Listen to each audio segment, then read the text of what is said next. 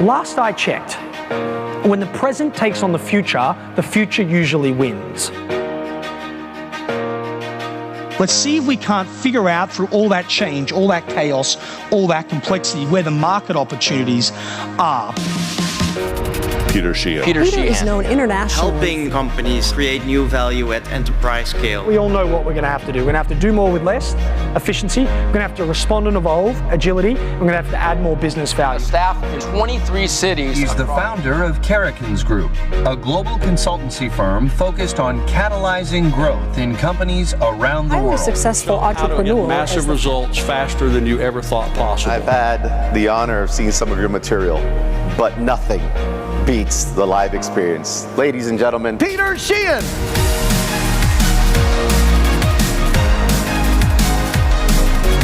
Man, do you remember the good old days? You've not seen this behavior ever, right? Companies that elevated themselves above the competition in chaotic markets and took chaos and created opportunity instead of taking chaos and creating chaos were the ones that refused to believe that the external circumstances drove their internal success. They fundamentally believed that they had the ability to create their future. I want you to imagine you own the technology, you own the brand, you dominate distribution, and then you own the content that goes on the devices. And now I want you to imagine you missed the biggest market opportunity in 50 years. Clearly, I was long in Sony stock and I haven't quite recovered from that experience. Yeah? The problem was not that we didn't see the future. The problem was that nobody at Sony talked to each other anymore. He said the more the market changes and disrupted, the more the opportunity is in the cracks. The money gets made here during times of change, and the job of the leader is not to sit above it, but to be the glue that brings all of our capability together. Because your consumer does not care how you're structured in an omni-channel world.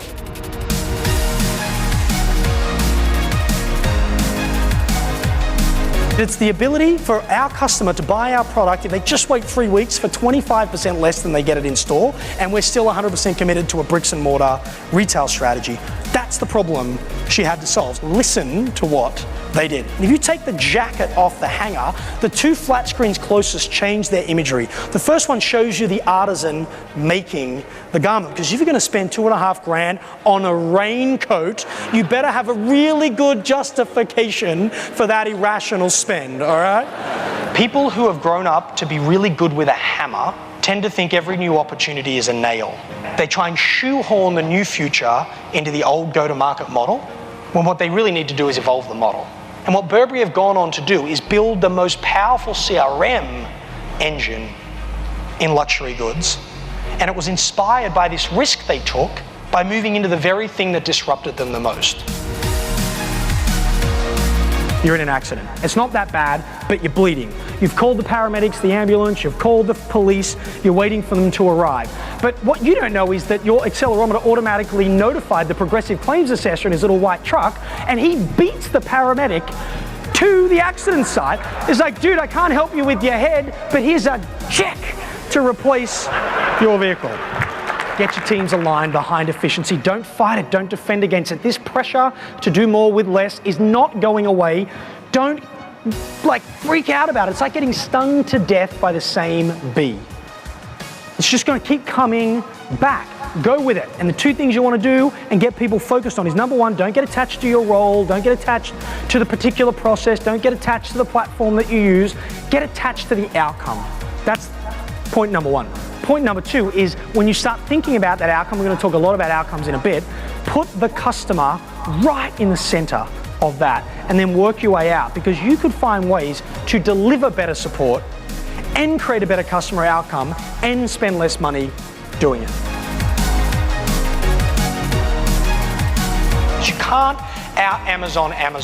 You can't out Walmart. Great companies know exactly how they're going to win. And then they put every single dollar they have and every single time unit they have to invest in amplifying that value proposition. And they're saying, you know what, we're not going to play over there. That's not our space. This is our space, but we know in order to win, we have to be this good. And then you begin this upward spiral of innovation and margin creation, by the way, as well.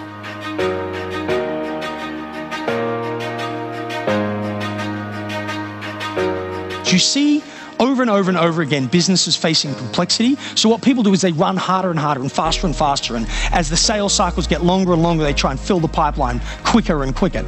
No, what Adobe did was, let's not just work hard, let's do the hard work. And the ultimate problem a marketer has, which is the vast majority of their clients, is not how do I make pretty images.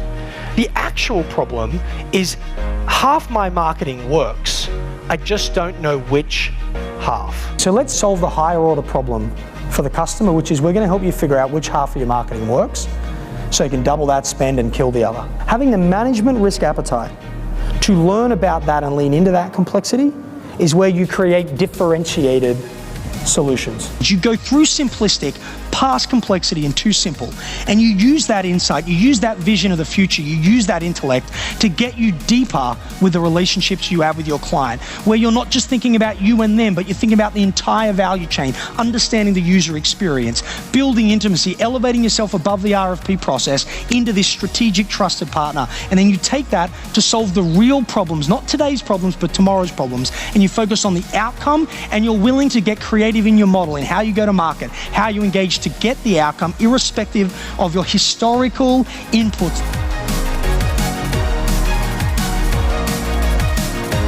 The biggest problem in times of change and transformation, or the unwillingness of an organization to adapt, is when an individual in a position of power has a personal attachment to how things get done.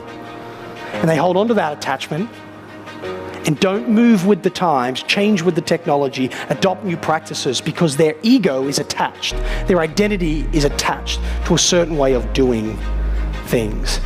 He put it differently. He said, where there is ego, there is excess.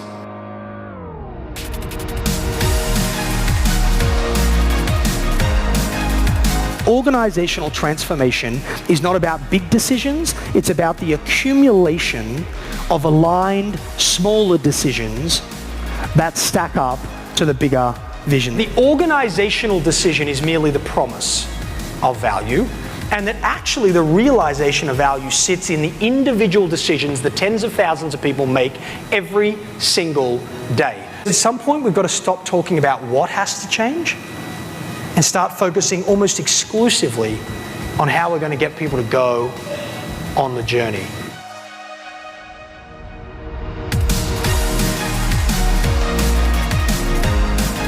Let go of the legacy belief systems and reimagine the future in a form of possibility.